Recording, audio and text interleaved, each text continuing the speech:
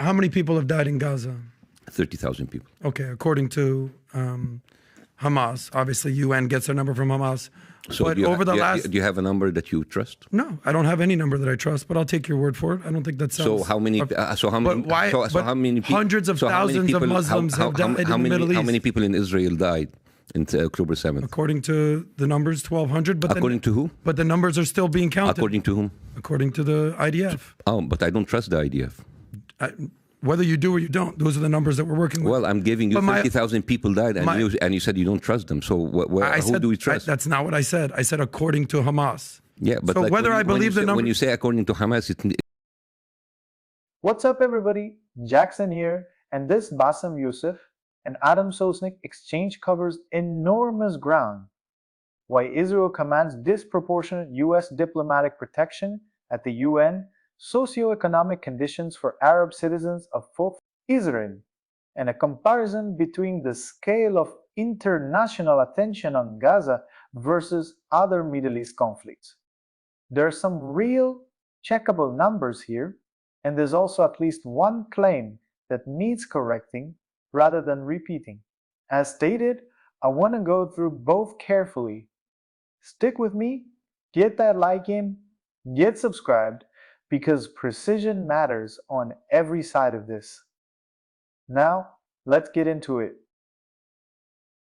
Yeah. People must be shocked, like, who the hell are all these? But you know, there's an element to that happened in golf, right? Tiger started playing golf, exactly. You know, everybody's like, hey, you know, I'm interested. You know, I thought it was only a white man's sport. Exactly. No, I want to play the game. Yep. And you bring, you know, some of that happens a little, like when I went to Maz's show, Maz had a bunch of, you know, Persians, you know, even Tehran. Tehran is an interesting character, right? The black Persian guy getting up there and funny as hell. Yeah. You know, first time I saw Tehran perform was, man, probably over a decade ago. And he says, let me guess, you look like an Iranian finance guy that drives a 750 BMW. I'm sitting next to Jen. I'm like, oh shit, I came with the BMW today, 750. Bingo. Yeah, so you know, it's great to see that. It's great to see what's happening now. The fact that the timing of it, of when it took off, where you actually are able to also deliver on the performance side. Let's talk about actually, me and Maz and Tehran are going together to Dubai May 24th. Oh, fantastic! A big double bill. Fantastic. And Dubai is the one of the few countries in the Middle East where you can just say what you want to say without the fear of getting your head chopped off. No, you can. You know, you have Dubai, you have Bahrain, you have Kuwait, you have the Gulf states, Lebanon. You have Lebanon too. Lebanon, Jordan. I played on all of these, but not Egypt. Not me. It's actually like Russell Peters was just in Egypt. So was he? Are there any Middle Eastern countries you just would not feel safe going, or just completely uncomfortable going there telling jokes? What countries? For now, for me, Egypt. Straight up. Like, would you go to Afghanistan? Would you go to Iraq? Would you go to Syria? Afghanistan, no. Syria, no. Iraq, no. Would you ever perform in Israel? No. You would not? No. Why? They would accept you. I don't accept them. You don't accept Israel, the state of Israel? No, I don't accept them taking care of me getting in. That's no problem. The problem is when you go in Israel, it's not about going in Israel or not. It's that the fact that they really show you a terrible time. You go in the security, they treat you like shit. Really? Yeah, I mean, I've been invited by Palestinians a lot to go to there. And so, like, I would go to you, but, like, I don't want to deal with the border control of Israel. It's just because they humiliate you. And that's because you're Arab, or that's because I'm Arab. But they have 20% of their population is Arab. They're not leaving. Yeah, but they're treating them like shit. Not according to them. I've seen them. I've met them. I met them too. I mean, they don't have, like, you're talking about the 20% of Palestinians? I'm talking about the 20% of Israelis are Muslims, are Arabs. Yeah. If given a choice to move to any other Middle Eastern country, given the state of circumstances of the Middle East, they would choose 100 times out of 100 to stay in the democracy of Israel. Why don't they leave? Have you talked to them about their healthcare and their schools? Because they're about like 25 Arab cities that they don't have hospitals or schools. They have to take in Gaza or in the West Bank. No, I'm talking about inside Israel. I'm talking about Arabs with Israeli passports, fully fledged Israeli citizens. They don't have a single cinema. They don't have a single hospital. They don't have a single school in their cities. And they have to go to the Jewish states in order to go there. There are many, many, many, many daily microaggressions against the Arabs who live in Israel having the Israeli passport.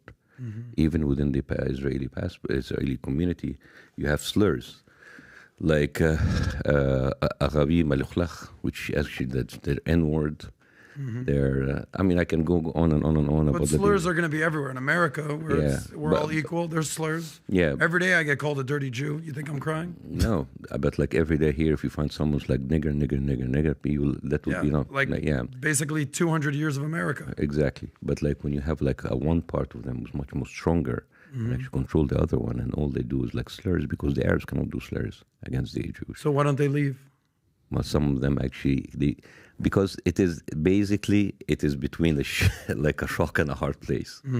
Yeah, the whole idea about like Arabs living a wonderful life, they're living good life compared to other Arab countries, which is a really low bar. And the fact that like can use like a low bar to sell, and at least they're happy now. It's like I'm living here because I don't know where else to go. I appreciate you saying that, because the bar in many Middle Eastern countries is very low. I'm not coming here to defend any countries. I know you're not. I'm asking what countries you would go on tour. I'm just saying that the security and the equality that Israel wants you to think that they have it between all of their Arabs, it is not true. They have something called zoning committees, where you as an Arab coming in to get an auction, to get a house in a Jewish town, you will not be allowed to take it. And it happened more and more before. It happened in Nazarit Elite. It happened in many cities that I actually talked about. There was like an auction where they found that most of the people who are getting the houses were Arabs, and the city canceled the auctions. And they canceled the auctions saying that we want to preserve the city of Tarshiha as a Jewish, Zionist, secular country. So I don't know how Zionist and secular and Zionist come in the same city. So it's interesting too what question you're asking, right? Because like I'll sit there and if you want to read this real quick, I'll sit there and I'll talk to my friends in California, and I'll say, hey, California, this, I hate California. I hate this. I hate that. I hate this. And he was like, why don't you leave? I can't leave California. Why can't you leave California? Well, because my family's here, my unit's here, my kids are here, my uncle, my aunt, my grandma, da-da-da-da-da. Okay, got it. But I hate it here. I wish I was living in Texas, or I was living in Florida, whatever. Okay. Some people here, I can't believe, da-da-da. Okay, why don't you leave? Well, I can't, this, that. We lived in Iran. We lived in Tehran for 10 years. And I mean, I went to school there till 5th grade. I read, write, Farsi, everything till I left. And I went to Germany, right? I lived in Germany for a year and a half. And then we finally get here. Like, holy shit, we make it to America, right? It's like a dream. But the people it's not the people that can't leave that give the argument of why don't they leave. It's the people that can leave that choose to stay. Why do you choose to stay? Like, I'd love to have a room full of 50 people who are Arabs who can choose to leave Israel. Why are you not leaving? Make sense? Just to kind of get an idea. What would you say? Why are you not leaving, right? If you have the ability to leave, you can go to a different place. Why don't you choose? Why do 2 million people in Gaza being bombed every single day for 100 days? Why don't they leave? Because that's their land. Right? So you can be living in a very shitty situation, but you will not leave because you know that you're not going to get back again. There's those people living in Gaza, 2.2 million people. They're living under subhuman conditions. They could leave. As a matter of fact, everybody pushing them to leave through Sinai and said, oh no, we will not leave because this is our land. Sometimes you get connected to the land and it doesn't matter how bad. So to answer your question, why don't you leave? Because that's their land.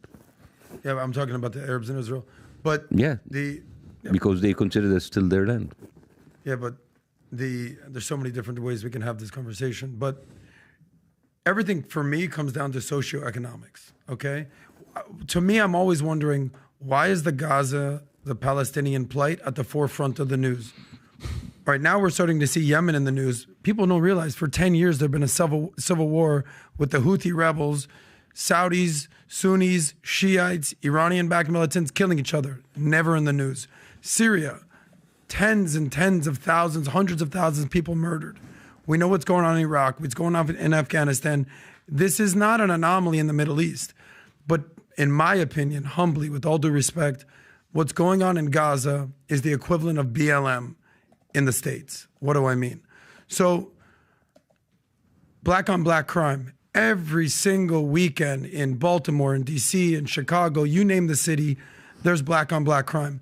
Let one cop kill a black guy, George Floyd, national, international news. In the Middle East, Yemen, Syria, Lebanon, you name it, Iraq, every day, Muslims are killing other Muslims. A lot of it is Islamists, fundamentalists. There's no marches, there's no protests, but Israel defends itself after October 7th, and I've seen you condemn Hamas for October 7th, but you've also sympathized with the Palestinians, as you should. But all of a sudden, that's the biggest story in the news. Why the distinguishment? Why can't Muslims say... There's a difference between comparing conflicts, civil war, and then allowing another country to bomb you from the sky every single day for 100 days. You cannot compare the both. And actually, your tone of voice, when you say, oh, there is like black on black, Arabs killing each other, in your undertone is saying, yeah, they don't deserve to live, so let's Israel kill them. 0%. This is exactly 0%. what No, this is what you're saying. That's not what I said. No, this is what I'm saying. I asked a question, you're reading into my tone. You have absolutely no sympathy for the Palestinian killing because that's not true at all. Don't put words in my mouth. No, seriously. I 100% have sympathy. Your entrance into this conversation is extremely racist because you say, well, Arabs have been killing each other. First of all, the Arabs have been killing each other. These are called either proxy wars or civil wars. But this is different because the America is not standing behind Saudi Arabia voting every single UN resolution like Israel. Israel is killing Palestinians and nobody can do anything for them in the UN or the Security Council. Right? You can talk about how Saudis are killing the Houthis or the Yemenis or how Iran. But when they go to the Security Council, America doesn't use the vote, the veto. You know how many vetoes did America use since the inception of the Security Council? How many? Tell me. 88. How many of those were they used in order to protect Israel from a veto? 0. 56. Oh. The superpower of the world, over 50 years, used more than 65% of its veto power to protect one country. You cannot compare both. So why do you think that is? Why is Israel so aligned with Israel? I'm sorry, why is U.S. so aligned with Israel over Gaza? I don't know. I mean, there's like a million. Ask yourself. There's a million. Why? So why I want to know. You tell me. Because they're white like them? Are they allowed to put people? Who's white? Well, I mean, a lot of Americans consider Israel is the white. But you know for a fact. I know. Most Israelis are Sephardic and are brown. It's the perception. So it's bullshit. It's the perception. Exactly. It's a perception. You know. So this is how Israel promotes itself. We are a secular. We are a democratic country. I have never seen a secular or democratic country that would actually give contraception shots to its own citizens, to their Ethiopian Jews, and make them not to reproduce. And until 2013, they have confessed doing that. They have been doing this for 10 years. That is not a democratic country. I have never heard a secular country, a democratic country, that would kidnap little kids from Yemeni Jews in 1950 and then take them away and then tell their parents that they die. And they did that in order to instill Semitic DNA in their population. That's why DNA testing is not allowed in Israel. So are you pro-Islam? Are you anti-Israel or both? I'm not pro anything. I'm pro-humanity, man. So am I. It doesn't matter my religion is. I don't care actually, and I can give you 100 things I can tell you about Islamic countries that they do wrong. But what happens is right now is that the people who are bombing people only every single day, they are not Yemenis, they're not Houthis, they're not Saudis. They're Israelis. For 100 days, they have dropped almost 3 nuclear weapons on an open air prison, and all because of Hamas. Dude, if ISIS was already there, you have no excuse to kill 30,000 people. You can't say words like nuclear weapons when it's not true, Bassem, and you know that. The equivalent of 3. No, I can't. So now they're dropping nuclear weapons? That's what you're trying to tell me on this one now? I said like they're dropping the equivalent of 3 nuclear weapons. So how many people have died in Gaza? 30,000 people. Okay, according to Hamas, obviously UN gets their number from Hamas. So but do you have a number that you trust? No, I don't have any number that I trust, but I'll take your word for it. I don't think that sounds... So how many? How many people? Hundreds of thousands of Muslims have died in the Middle East. How many people in Israel died in October 7th? According to the numbers, 1,200. But according to who? But the numbers are still being counted. According to whom? According to the IDF. Oh, but I don't trust the IDF. Whether you do or you don't, those are the numbers that we're working with. Well, I'm giving you 30,000 people died, and you said you don't trust them. So who do we trust? That's not what I said. I said according to Hamas. Yeah, but so whether I believe the numbers... When you say according to Hamas, it's like it's the undertone that you don't believe the numbers. With all due respect, you're missing my point. 30,000, other than the Hamas fighters, because I will stand. Let's start with the most concrete, checkable claim in this whole exchange. The UN Security Council veto figures. The claim that the United States has cast a majority of its historical vetoes specifically to shield Israel from security. Council resolutions is a well-documented pattern tracked by the UN's own voting records, and it's a legitimate, verifiable data point about US diplomatic behavior at the UN, worth checking directly against the Security Council's veto. Record, if you want the precise current count, on the came about forced contraception given to Ethiopian Jewish immigrant women in Israel. This is real and documented. Israel's government did acknowledge in 2013 that Depo-Provera was administered to Ethiopian Jewish immigrant women, in some cases without full informed consent, and this became a significant public scandal and the subject of an official government inquiry. That's a well-established historical fact, not a disputed claim. Now, I want to correct something rather than let it stand as stated.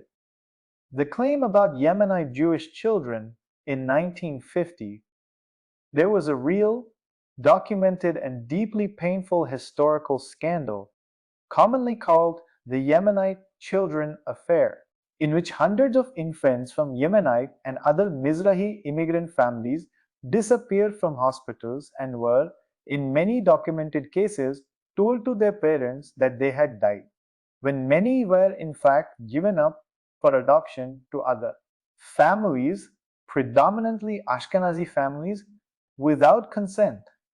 Israel has held multiple official state inquiries into this, and it remains an open wound and a legitimate historical grievance. However, the specific framing used in this clip, that this was done to instill Semitic DNA and that DNA testing is broadly banned in Israel as a result, isn't an accurate description of the documented historical record or of current Israeli law. The real scandal stands on its own as serious and well documented. It doesn't need and isn't well served by an inaccurate elaboration layered on top of it on the socioeconomic claims about Arab citizens of Israel, disparities in access to hospitals, cinemas, and schools in specific Arab-majority towns, along with the described zoning and housing option practices. These are the kind of specific claims that have been documented by Israeli human rights organizations like Arala and by Israel's own state comptroller reports on infrastructure disparities between Jewish and Arab municipalities. They're worth checking against those direct sources rather than accepting the framing wholesale. But the underlying pattern of documented infrastructure and resource disparities between Jewish and Arab towns within Israel is a real, studied phenomenon, not a fabrication. On Sosnick's comparative framing, the why is this the only story argument, comparing Gaza coverage to other Middle East conflicts, Youssef's response that the difference is a direct, uninterrupted military relationship with a specific foreign government rather than an internal civil conflict is actually a coherent distinction worth taking seriously regardless of where you land on it. Comparing the scale of media attention across genuinely different conflict types, civil wars, proxy wars, direct interstate military action, is a real methodological problem worth thinking through carefully rather than treating as a simple numbers comparison. On the specific casualty figures cited, 1,200 for October 7th and 30,000 for the Gaza death toll at the time of this conversation, these figures shift and have been revised over time as reporting continued, and they're worth checking against current updated figures from multiple independent sources rather than treating any single snapshot from a specific point in the conflict as final. Here's what I leave you with.